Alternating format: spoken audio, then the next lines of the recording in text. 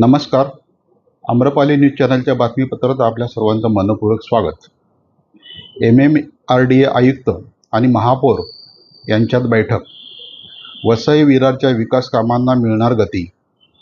20,000 कोटींच्या विकास कामांवर MMRDAकडे सविस्तर चर्चा.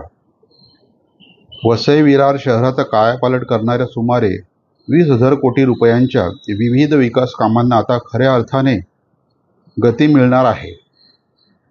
मुंबई महानगर प्रदेश विकास प्राधिकरणाचे आयुक्त संजय मुखर्जी आणि वसई विरारचे महापौर अजित पाटील यांच्या 30 एप्रिल 2026 रोजी मुंबईत झालेल्या महत्त्वपूर्ण बैठकीत या प्रकल्पांवर सविस्तर चर्चा करण्यात आली.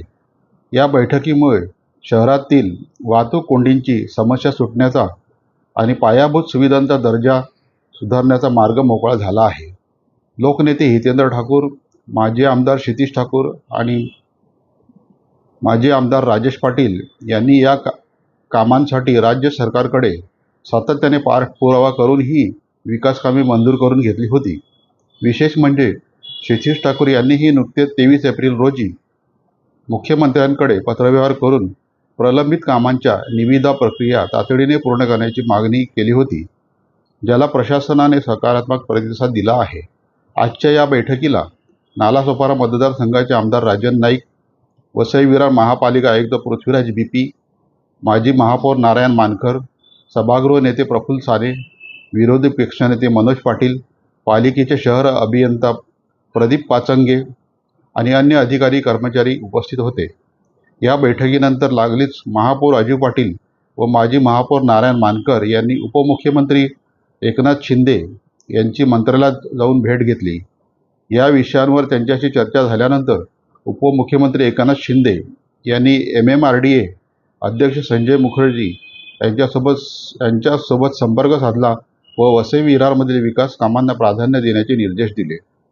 या सकारात्मक चर्चेमुळे शहरातील महत्त्वाकांक्षी विकास कामे मार्गी लागणार आहेत.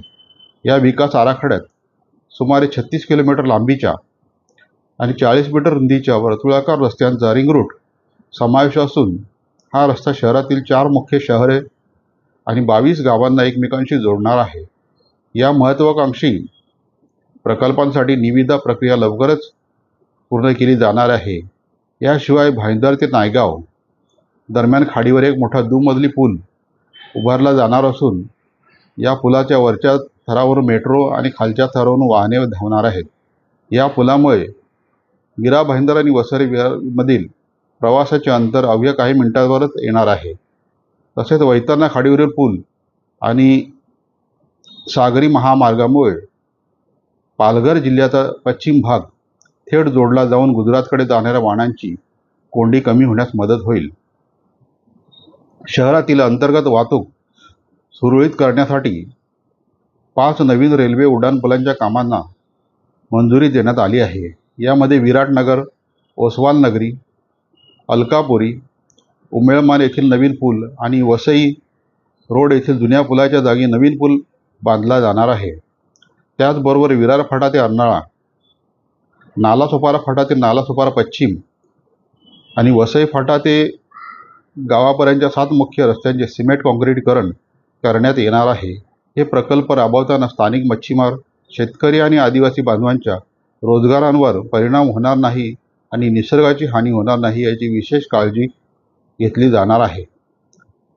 या 20,000 कोटींच्या गुंतवणुकीमुळे वसई विरारमधील नागरिकांचे जीवन सुसह्य होऊन शहराच्या प्रगतीचा नवा अध्याय सुरू होणार आहे.